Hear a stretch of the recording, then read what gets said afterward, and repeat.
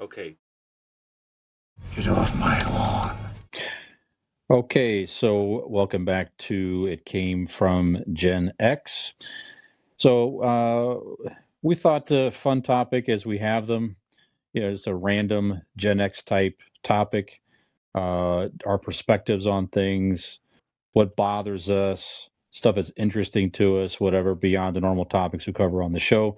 So we thought we'd call it the Gen X Get Off My Lawn topic of the week. So uh, get off my lawn, get off our lawn topic of the week. How about get off our lawn? It's a get off our lawn topic of the week. There we go. Yeah, that's right. Gen X, we're tolerant of a lot, but some things we're not tolerant of or we find extra interesting or whatever it is. So this is our show, our perspectives. So if you don't like it, get off our lawn. Right? So that's it. So Keith, you prepared something today about Gen X behaviors and traits in general, characteristics. So Yes. what do you got for us, Keith? Okay. So this came from Dan Schawbel website. It's a blog. And I thought it was very interesting talking about Generation X characteristics. Now, we make a lot of fun of millennials. We also compare ourselves with millennials in a favorable light, if you will. But baby boomers might look at us and do the same thing. So I thought, we would take some of the luster off of our armor and look at some of our, I don't want to use the word faults, but compare ourselves to baby boomers who might do things better or seem like they're more prepared or have a better foundation than we in some areas. Also, I'm going to list some characteristics, some values, and some facts in here if you guys agree or disagree and what you think about them. So we'll do that real quick and get it rolling. So let's talk about economically speaking. I don't know where these statistics came from. Again, they have not been verified. We don't have a fact checker here on the show. This is straight from this blog. But it says 36% of Gen X thinks it is likely they will need to dip into their retirement savings to pay for non-retirement expenses. Agree or disagree in thoughts? Skinner? Unfortunately, based on experience, I'd have to agree.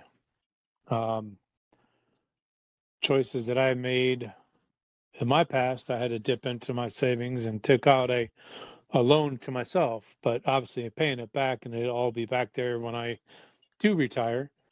But there are others that would take it out and not replenish it. So I guess on both sides of the fence, I don't know if I really answered your question the way it needed to be, but I can see why it would happen or why folks like myself take out a loan for an emergency reason and then take it back or put it back in. Okay. Fish?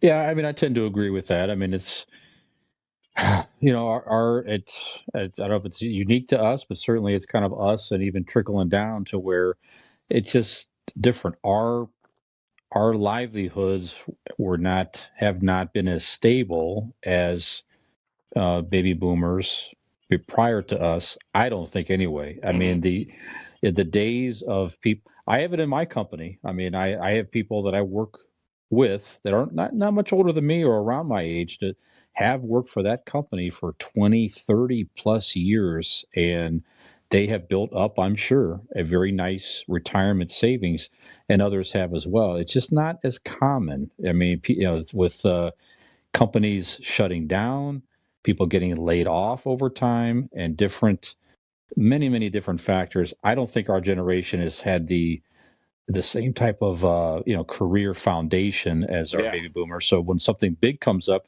we frankly don't have the cash. So we have to do some of that, unfortunately. That's what I think anyway. Baby boomers had words that when you heard those words, they instilled confidence. Words like savings, words like union, we have words, and those words mean nothing because we can't count on them. 401k, how many have lost that? You know, um, and so there's not that type of confidence that's instilled in the future. I think some people have dipped into their savings for the simple fact that they don't think it's going to matter down the road, and it's survival mode. You know, there was a time when you put 20 plus years on the job, you know, you were set, man, especially if it was a government job, civil job. That was all there was to it. And then when you start seeing these things stripped away, you start seeing things like Ponzi schemes and all these other things pop up. Confidence has waned. So it's really kind of a scary feeling right now. I think everybody better start learning how to do some farming, and families better learn how to stick together. Because, you know, I've seen people out there in the nursing homes left alone, and it's pretty sad. So it's just where we are. Okay. So, you know, there was a couple other things I saw too, and they're not going to go into all of them, but it talked about 70% are not confident in the ability of Social Security to provide for them. 65% of Gen Xers are currently working full time, things like that. I'm just going to go to the last one in economics, and it said 54% plan to work past age 65. Skinner, agree or disagree? I am not that 65%. Okay. I plan on being done way before then, hopefully. I've got the unique ability to be able to retire from the bank at a fairly young age, whether it be 55 or 60. I'm not quite sure yet which one it's going to be. And then I'm going to go do what I love, which is on the golf course, work on a golf course, do something part-time. Okay. That will be my career after the fact. Okay. But in general, yeah, there's a lot of Gen Xers that I know that have not done any retirement planning over the years, and they have no choice but to work past 60 or 65. So I can see why that number is that high. Yeah, and some haven't been able to do any planning. Or able to, exactly. Yes, I should say that. Yeah, actually, I'm one of those guys too. So it's, I mean, as far as the opposite of you, Skinner. So I don't know when I'll be able to retire. All the thought of that is very frightening to me when you get into it. So, you know, throughout my career, I have not had the luxury of being able to stay with the same company for many years. I worked for a bank also, Skinner, for many years, as you may or may not remember, but about 9 years. And then that particular bank got into subprime lending practices. It was a family-owned bank in Cleveland, and wound up losing the business, and many thousands of people were laid off. And that set off in my career a chain reaction of me going backwards, have to try to rebuild, being laid off again, backwards. So I went through that cycle 3 times in my career, to where I tried to establish something, got laid off, had to go back, in many respects, start with less money than I wound up from the prior job, and try to work my way up. Many people out there probably could say the same thing in our generation. That's where I'm at. So unfortunately, I'm at a company now to where they do have a sound foundation, sound benefits, and I can try to build something. But obviously now I'm starting in my late 40s and 50s with this company, so it's going to take a while to get there. They do have catch-up things and all of that to try to, you know, save up more money more quickly in your 50s. So I bank on that, hopefully. But yeah, it's just a very frightening prospect. I don't see myself retiring at 60. I don't know when I'll be able to retire. Hopefully things will work out, but that's where I'm at. So Keith, where are you at? Well, I don't plan on it, but I'm going to just leave it like this. I just hope whatever I'm doing, I'm enjoy doing it, and I'm doing it because I want to. Right. So pray for that. So let's move over to values real quick, guys. By the way, I'm sorry. If you MFers out there would just give us a freaking like and a share, we keep asking nicely every damn week. Get off his lawn.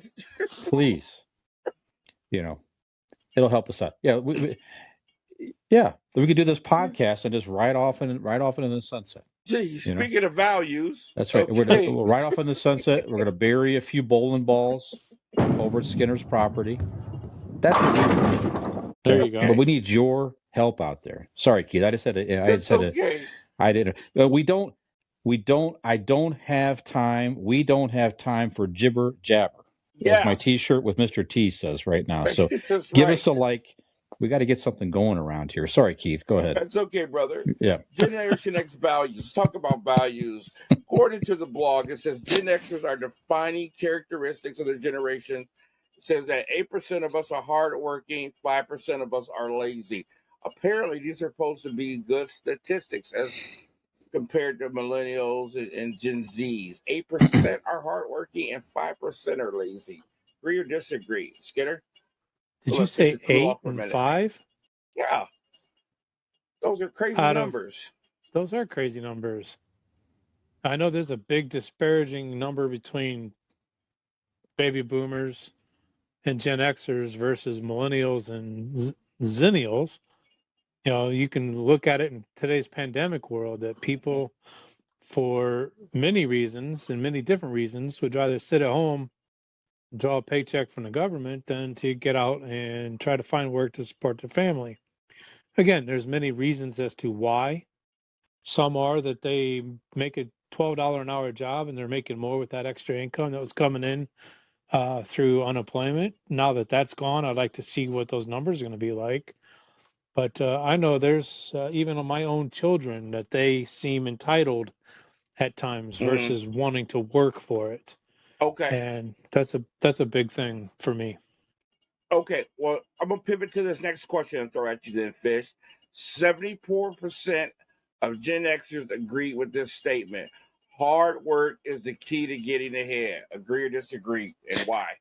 I do agree with a lot of that. Okay, so I know in my time certainly you you can outwork people that might have more sheer talent than you or Mm-hmm. whatever it is, but they're not as motivated as you. So I have done that myself in time to where I've been able to even, I've had to rebuild myself a few times, like I said, but I've been able to outwork some people around me just by my attitude and ethic and reliability and things like that. So you can do some of that. There's definitely others, relationships and things like that that get you there, but you can outwork people with your skills. So I do tend to agree with that sentiment certainly. And I think some of that is just what we grew up with as well. I don't know about you guys. I'm sure Well, here's my go thing. ahead, please. My problem is this.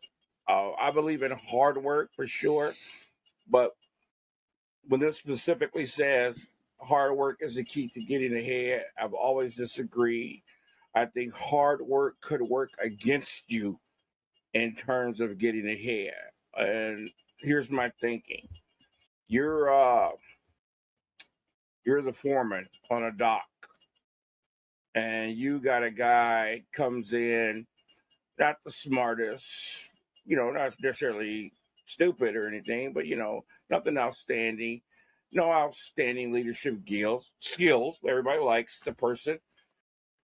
But man, works like a government mule, produces almost twice as much as everybody else's, so on and so on and so on. You're not thinking about moving that person. You're thinking about keeping that workforce where it is. Um, Thinking that keeping that production level up high.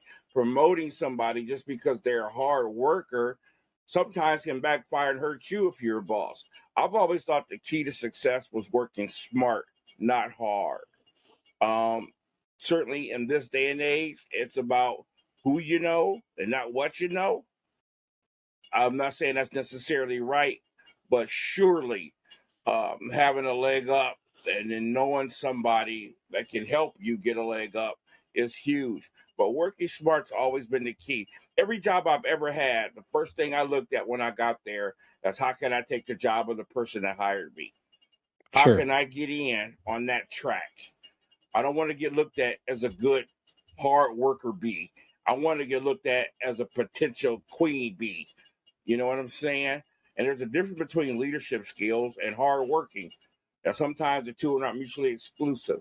So I agree with that. I mean, I don't. Yeah, and you're right. And you're right. I don't simply mean myself. Just work your tail off, and if you don't have the skills to advance yourself, you're right. That's a whole different part of it. But yeah, you can a lot of factors you can use to your advantage to outperform. Maybe that's a better phrase. Outperform others around you with your work ethic, reliability, and like you say, what you bring to the table overall. So you're right about that. okay, So this is when you say interesting. queen bee, the only thing that comes to mind is that god awful jersey you wear. Oh, you shut up. Let it go. But no, I wanted to chime in about the work Go ahead, brother. harder. Don't work harder, work smarter. Hmm. I'm teaching that to our little ones nowadays. My son-in-law that's been helping us around the house since Yes. my injury, I've been teaching him little things here and there as to how to work smarter, not harder. And I can see the light bulbs going off for him. So yeah, a lot of people need to do that. Need to look at Sure. that mentality is to work smarter, not harder. And the older you get, the more that's so important. Let me give you an example. First of all, Ben Franklin said it best when he says an ounce of prevention is worth a pound of cure. Uh, we put cameras up outside around the house. I put a camera on the front porch. Now, my young nephew came and visited the other day. I wasn't here, but he left a comment with my mom, kind of derogatory at me, saying, paraphrasing, "Hey, stupid, you're supposed to hide the cameras." Now, me having a minor in criminal justice, one thing we know for a fact, one of the biggest proponent in fighting crime is deterrent. Okay, Mm-hmm. not retaliation or nothing like that. And I said, well, if he had half a brain, I would rather the crook keep walking rather than me have the ability to catch the crook and what he did, just because Right. somebody broke in my house and I got footage of who it is. Well, what if they came in here and killed somebody? Yeah, but I got footage. What if they stole something? Yeah, but I got footage. I'd rather them just see the cameras and keep on walking. That's a So good that's point. what I mean about working smart versus working hard. That's a good point. Okay, guys, real quick, last one. Um, this is crazy. Hold on, lost it right here. Oh, well, That's a real zinger. yeah. 70% of Gen Xers prefer to work independently. Think that's true, Fish? I think it's kind of a blend. I mean, I think that you recognize the value of teamwork. You can't accomplish something on your own. It's very difficult in a business setting, at the very least, to accomplish. Mm-hmm. Well, I should say in a business setting, anywhere. It's very difficult to accomplish anything on your own solely. You need Mm-hmm. to be able to work with people. You need to be able to build an effective team. You Totally need to be agree. able to enhance relationships in a workplace in order to be successful. So, I mean, I like working independently and all that, but I also personally like the fact to build a team together. That's probably one of the more rewarding things in a workplace, in my opinion, anyway, is when the I team totally agree. accomplishes something and then you see, the younger people coming up behind you, you see them grow and Mm-hmm. develop, and they're going to be the future leaders of your organization. And if they can look back and say, you know, Brian helped me out a little bit there. I'll never forget that. I'll remember that. That Yes, makes that much more rewarding in a workplace. So sure. yeah, Again, these stats aren't scripture. I don't know where they came from, but I sure. totally disagree with that one. I think our generation knows the value more than anybody about coming together and teamwork and things of that nature. Uh, at my church, we have what we call a men's night every Friday, where we got all the young men in the neighborhood and did sports activities and things like that. And they would call me and my brothers, they called us the nursing home. And all the young teenage boys who all thought they were LeBron James wanted to play the nursing home in basketball. And they all had their fancy moves and their behind the back stuff. And every time we play, we destroy them. And, it took about 2 or 3 games. They start fighting, throwing the ball at each other, and their team would break up. And it's called because they didn't know how to work together. Everybody was doing their own thing. We were passing the ball, reading each other. The communication was great. Didn't have the moves, didn't have the speed, but we have this, and we worked together. And we kept telling them, if y'all learn how to work together, one guy's doing his dribbling, pass the ball, pass the ball. So I disagree with that statement. Skinner? Well, I would like to know the context of the statement. If it's working independently versus being micromanaged, I think that Okay. number would be a lot higher. Okay. I know Sure. even my own household, I'm left alone for my job on the first floor of my desk here at home. But my better half upstairs in her office, she's micromanaged every minute of the day with goals and quotas that she's got to fulfill every single day. Good point. Now, so with that being said, I think it is a blend, like Fisher said. I think you have to do things independently, but you also have to have a team in place. And no matter what area that you're working in, unless you're a freelance photographer, but even then, you probably have a team of an assistant or somebody behind you, behind the camera helping you out, and you can't do your task without that help. So Okay. That's an excellent point. I didn't think about that. But I think the key to that is our generation has the ability to work independently. right. Some people can't. They have to be micromanaged. Right. Correct. A lot of employers are looking for people that can say, hey, this is the job I need done. And you can read between the lines and know, well, if I got to do this, I got to do that, got to do this, got to do that. When the boss says, hey, make sure you do this, they want to hear, hey, I already did it. Instead of every little detail has to be spoon fed to you. And I think our generation is best at that. Just the way we grew up. First of all, we don't have a soft foundation. Please, nobody take this the wrong way. I hope I don't offend anybody who suffered from this terrible, terrible, terrible thing. But the suicide rate amongst our young people is ridiculous.